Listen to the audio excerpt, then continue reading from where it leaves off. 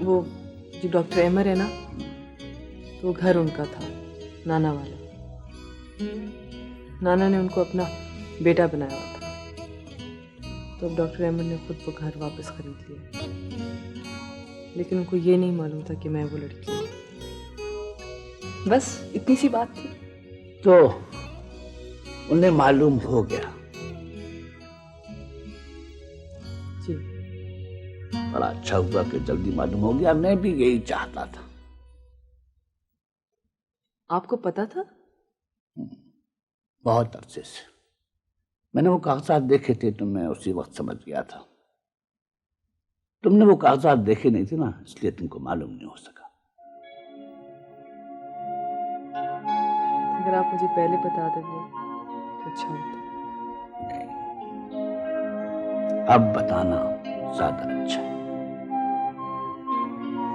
जोया, इंसान की असल पहचान कड़े वक्तों में होती है। बारी चलो।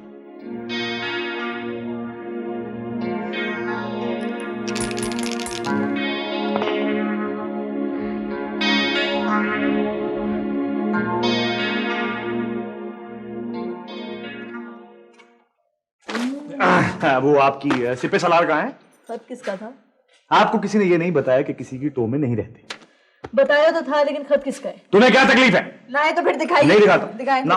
मुझे तकलीफ, अगर ये खत अंजी का है तो ठीक है, और अगर नहीं है तो अभी मैं फोन करके। अरे लगाई बुझाई करने वाला कयामत करो जहन्नुम में जाएगा, पता है तुम्हें?